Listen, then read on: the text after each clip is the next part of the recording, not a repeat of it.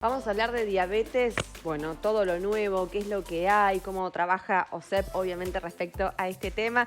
Ya nos acompaña Valeria Torres Bresa, ella es médica, diabetóloga, magíster especializada en diabetes. ¿Cómo estás? Buen día. Buen día, ¿cómo Hola, están? Vale, bienvenida. Bien. Vale se ha reído a más no Sí. poder con todas las pavadas que hemos dicho antes. Y dice, encima les pagan. Yo la vi, dijo, encima les Pero mirá cómo pagan. me decía. trajeron un programa divertido, finalmente. No, la mejor forma es el humor, así que está perfecto. Sí, la Sí, mejor ¿no es cierto? terapia, ¿no? Sí, Dentro de sí, todo, sí, totalmente. hay que ponerle onda a la vida, no nos queda otra. El mejor integrante para la salud, sí. Buenísimo. Total, Ingrediente. total. Bueno, un día aparece la diabetes. Un día. Aparece de súbito, es algo que vino asomando en mi salud y no me di cuenta. ¿Cómo es? Va a depender mucho del tipo de diabetes que se vaya presentando, va a depender mucho de la persona que lo tenga, pero en general no aparece de forma súbita, sino que ya tiene primero que nada una predisposición. En general hablamos o clasificamos a grandes rasgos la diabetes tipo 1, la diabetes tipo 2, pero bueno, tenemos una lista grande de formas de presentación de la diabetes, partiendo de que la diabetes habla de un aumento del azúcar en sangre para que sea como más concreto Sí. el diagnóstico, y esto está relacionado a que hay un descontrol por parte de muchas partes del cuerpo en regular este valor de azúcar en la sangre. Entonces esto se puede ver tanto a la producción de insulina por parte del páncreas, que esta insulina lo que hace es permitir que todo lo que comamos, que se transforma en azúcar al final, ingrese a las células de nuestro cuerpo. Entonces, cuando esta insulina está en falta o está en menor cantidad, claramente este azúcar que consumimos no ingresa a las células y se mantiene elevado en la sangre. Y esto hace al diagnóstico de la diabetes, ¿sí? Bueno, Vale, supongamos, yo creo que no tengo diabetes, Ujú. no tengo signos en los últimos análisis, me han dado bien, pero y trato de tomar todos los recaudos del caso para que no aparezca. Si tengo predisposición, pero tomo todos los recaudos, ¿no va a aparecer o va a aparecer igual? Es lo más probable que no aparezca. Que no aparezca. ¿Sí? En medicina, claramente, una pandemia nos atravesó y nos mostró que más que nada hablamos de probabilidades. No hay nada certero ni nada absoluto. Claro. Entonces podemos decir que la probabilidad de que vos, si tenés una predisposición genética, es decir, tu papá, tu abuelo o hermanos tienen diabetes, si vos, digamos, prevenís en cuanto a las conductas de hábitos alimentarios, actividad física, Sí. disminuir el estrés, mantener un peso estable, va a disminuir la probabilidad que a lo largo de tu vida aparezca este diagnóstico. Pero, bueno, puede llegar a aparecer igual. Sí, lo que te va a asegurar es que si aparece, el daño que va a generar en el resto de tu cuerpo, en el resto de los órganos, va a ser claramente menor que si no hubieras hecho nada. Hay diferentes tipos también de diabetes, ¿no? Eso Exacto. por ahí para tenerlo en claro, porque son muy diferentes y también su origen. Exacto. ¿Cómo sería en cada caso, Vale? Mira, en general, si hablamos primero de estadísticas, lo más frecuente es la diabetes tipo 2, ¿sí?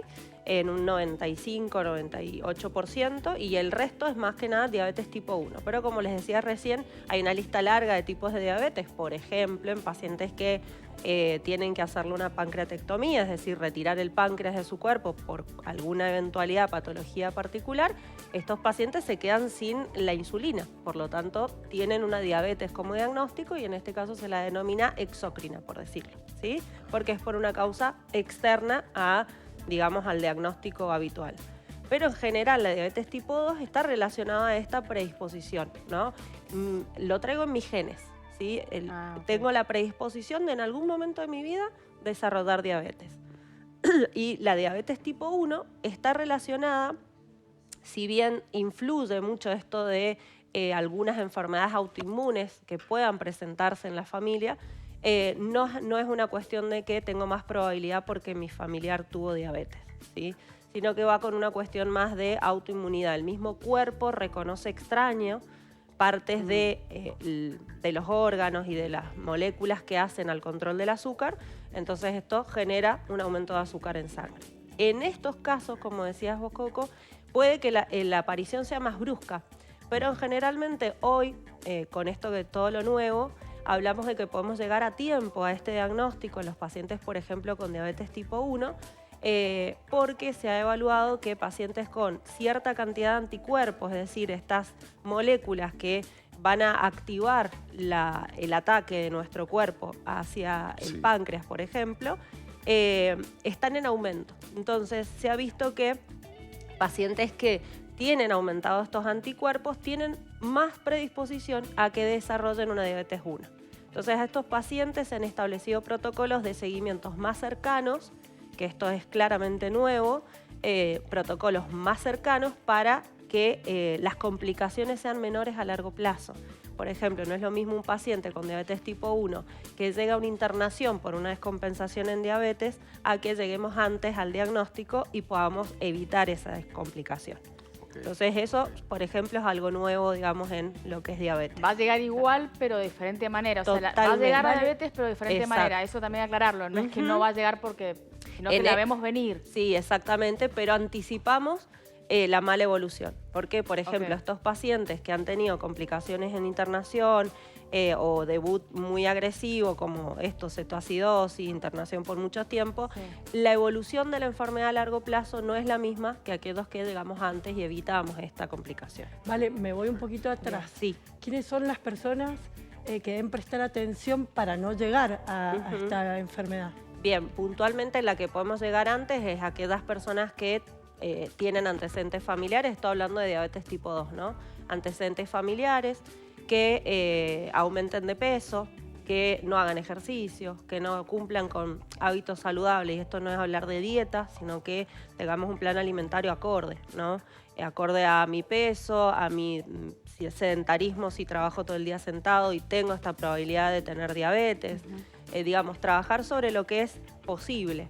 La predisposición no la vamos a poder cambiar, ¿sí? Eso es algo fijo, es un factor de riesgo, digamos, inmodificable, pero todo lo otro sí.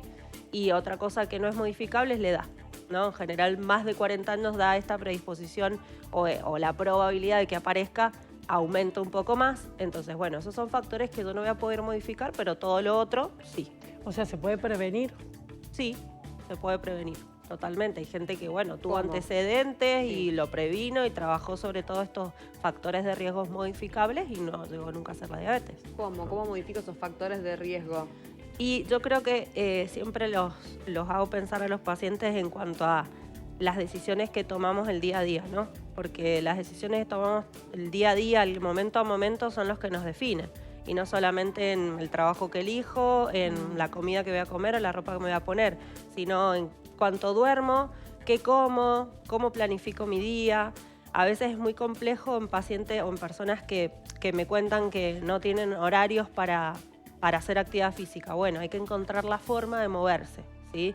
Hoy tenemos miles de formas de movernos, entonces, bueno, es darle prioridad también a eso. Cuando uno le da prioridad, quizás los trabajos es muy complicado cambiarlos, pero bueno, hay casos en donde cuando la prioridad se cambia hasta logran modificar los lugares de trabajo. Y cada vez se ve más, que a mí me impacta para bien. Quiero ver si lo logro este año. No prometo nada, pero estoy pensándolo. No. Tranquilos. No, de que veo gente que antes de ir a trabajar, 6 de la mañana, 7, están o corriendo cerquita de su casa o yendo a un gimnasio para hacer alguna actividad para terminar 8 menos cuarto, para irse a bañar. No digo que sea yo, tranquilos. No, pero lo veo, digo, qué maravilla. Te juro, digo, admiración profunda, porque en ese no encuentro después horario en el día, ya no te queda excusa cuando te dicen, che, hacelo antes. Dormí una hora menos. Dormí una hora menos. Pero hay gente que decís, no puedo creer que los gimnasios están abriendo más temprano, 7 de la mañana, yo tenés gente sentada en un aparato y vos decís, qué maravilloso. Sí, por suerte, por suerte podríamos decir que se ha puesto de moda el ser fitness. Pero bueno, es voluntad también. Y yo creo, yo personalmente, saliéndome del rol profesional, siempre me costó hacer actividad física. Entonces, cuando encontré el beneficio personal y el bienestar a través de la actividad física, lo entendí todo, me costó menos recomendarlo, pero digo, yo hoy en día, por más que sé que es bueno y sé que me hace bien, tengo que buscar las estrategias para no evitar o no buscar la excusa de hacerlo. ¿Cómo Entonces, lo encontraste vos? el horario, buscar si yo sé que voy a llegar cansada de trabajar y bueno, ponerlo después de tal horario, buscar lugares que tengan horarios flexibles, no llegué, no pasa nada, que no sea una responsabilidad más, porque también eso es como, tengo horarios para todo, también para la actividad física, es como una actividad más. Vale, y en tu caso, perdón, ¿cómo lo encontraste? Mira, lo necesité por salud, me dijeron no te queda otra que hacer ejercicio y dije, bueno, vamos a movernos. empecé a hacer pilates, pero pilate power, digamos, como más desafiante, y después bici y bueno, ahora hago bici también, así que... Vale, y más allá de la actividad física con respecto a la alimentación, ¿existen algunos mitos con el tema de la comida para la persona que es diabética? Miles. ¿Cuáles son? Y, por ejemplo, alguien te diría, no, pero esos bizcochitos no los pueden comer. Sí. Por el azúcar, ¿no? Por el azúcar, por el hidrato. Haber escuchado a una referente en nutrición, que es una doctora muy conocida, Mónica Katz, que hablaba de la carbofobia. Y es una realidad. Esto de la fobia a los hidratos de carbono, están prohibidos, está prohibido el hidrato de carbono, ahora lo máximo es la proteína, las grasas lo menos, es como que hay tantos mitos alrededor de la comida que no sabemos al final qué comer. Claro. Y la realidad no va por ahí, la realidad va que podemos comer de todo, pero encontrar la forma de que ese plan alimentario, ese plato que te voy a comer, ese alimento que voy a comer durante el día, sea lo que esté adaptado a mí. Porque no me va a caer igual a mí este alimento que a cada uno de ustedes. Vale, para una persona con diabetes, ¿cómo es la diaria alimentaria también, más o menos? Entiendo que hay diferentes tipos de diabetes y un cuadro clínico también que difiere uno de otro, pero puntualmente, ¿en qué se tiene que fijar tomando esto que dice este Gaby? Mira, en general apoyamos mucho lo que es el plan alimentario de tipo mediterráneo, donde incorporamos carbohidratos en un porcentaje. Si nosotros pudiéramos dividir nuestro plato de alimentación, lo podemos dividir en 3. La mitad del plato serían verduras, ¿sí? Que son verduras verdes en general. La otra mitad, dividirla en 2 y poner un cuarto de esto en proteínas. Estamos hablando de ese cuarto, ¿no? Pero este cuarto siempre va a estar adaptado a la persona. Si una persona deportista que hace una actividad de alto rendimiento, esa proteína claramente va a tener que ser de mayor cantidad, ¿sí? O sea, ese porcentaje va a estar adaptado. Y la de hidrato de carbono no está prohibida, porque yo siempre que les hablo les digo, bueno, y esta es la de hidrato de carbono, me hacen, no, pero ¿y eso? Sí, arroz, pasta, fideo, lo que ustedes quieran. Y la idea es que esté todo incorporado, ¿no? Porque el impacto de las fibras, de las harinas integral y de estos alimentos combinados hace que el impacto en el azúcar no sea tan alto cuando lo como acompañado de estas fibras a cuando lo como solo. ¿Y lo dulce? ¿Tiene un postrecito? Sí, lo podés hacer. ¿Qué se puede comer si tengo diabetes? Lo que siempre decimos, trato de evitar la palabra prohibido porque donde decimos prohibido es como el niño cuando le dice no al enchufe, es como allá voy. De ángeles. Claro. Entonces no va por ahí, aparte también tiene que ver con el bienestar del día a día, o sea, ¿por qué no lo dulce? Claro. Obviamente, evitar lo que es azúcares refinadas, el azúcar puro, la miel, por ejemplo, porque a veces me dicen, no le pongo azúcar, pero le pongo miel. No. Es igual o peor. Entonces es encontrar la forma de que lo voy a comer. Bueno, date el gusto, ponele, hoy tenés un cumpleaños. Si yo en el cumpleaños voy a comer torta, empanadas, sanguchitos y demás, bueno, durante el día, mi plan alimentario que sea un poco más liviano, rico en fibra, y si me puedo comer una ensalada antes de irme al cumpleaños, buenísimo. Pero no te voy a decir nunca que no comas ese pedacito de torta, ese sándwich, esa pizza. Vale, y en el caso de los niños puede llegar a influir, porque entiendo que la diabetes se da en una edad después de los 40, dijiste, ¿no? Sí, en general. Y en el caso de los niños, cuando están en la edad de crecimiento y demás, que estás detrás, que no comas tanto dulce, que le cambias, le querés dar la manzana en vez de la galletita, ¿eso puede influir o no? Sí, claramente. De hecho, hoy en día hay mucha diabetes tipo 2 que antes se relacionaba en la adultez en los niños y adolescentes, porque comemos tan mal que los niños también comen lo que comen las familias. Entonces, la alimentación no es buena, aumentan de peso y ahí se asocia a una alteración de lo que es la regulación del azúcar por el otro lado. ¿Ha crecido la diabetes en la infancia? Sí, la de tipo 2 sí. ¿Y en la adolescencia también? También. Entonces estamos hablando de malos hábitos tipo 2, se ha crecido en el tema de la alimentación en los chicos, porque la 2 dijiste que tenía que ver justamente con el tiene que ver con eso. Claro. Que quizás si tuviéramos que definirla como tal, como diabetes tipo 2, sería más que nada referirlo a la insulinoresistencia, que acá es un poco algo más técnico, pero tiene que ver con esto, que la obesidad hablamos de una grasa, una formación de grasa que inflama el cuerpo y genera como mayor irritación, mayor defensa del cuerpo, y esto hace que esta insulina, que está en cantidad correcta, no funcione bien. Entonces todo lo que incorporo no va directamente a la célula, sino que sube en sangre. ¿Y se puede curar, Vale? ¿O una vez que ya tenés diabetes ya estás? No tenemos la cura ahora. Viste que hay mucha información sobre que se viene la cura en cuanto a anticuerpos, biológicos, medicación para esto. Obviamente que para que llegue a nosotros va a haber un tiempo, pero es la idea que se pueda plantear la cura como tal. Es decir, cuando hablamos de cura decimos que recibo tal tratamiento, como por ejemplo un cuadro de un resfrío. Recibo el tratamiento y no aparece nunca más la enfermedad. Eso sería cura, ¿no? No aparece más el síntoma. Hoy lo que sí se observan son casos de remisión, es decir, por ejemplo, casos que hacen un buen hábito alimentario, buena cantidad de actividad física, disminuyen el peso y los valores de azúcar se regulan. Ahora, si yo dejo de hacer todo eso, vuelve a subir. Claro. Entonces, no hay una cura, sino que hay una remisión. Esas son las diferencias, digamos, puntuales.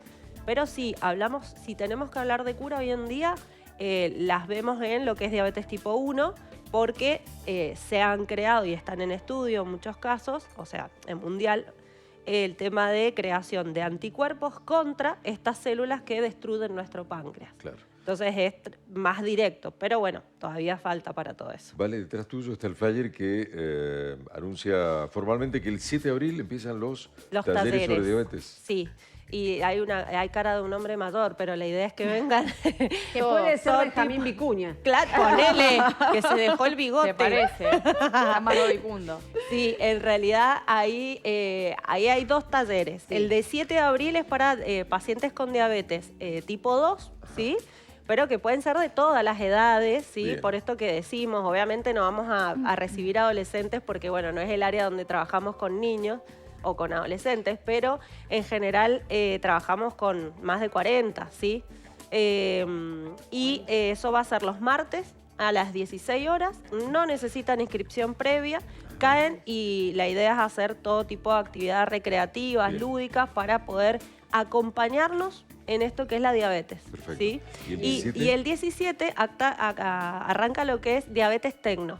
Le decimos así porque la idea es trabajar con los pacientes con diabetes tipo 1, ¿sí? Que sí, ahí estamos hablando de una población generalmente más joven, pero hay adultos también que la presentan.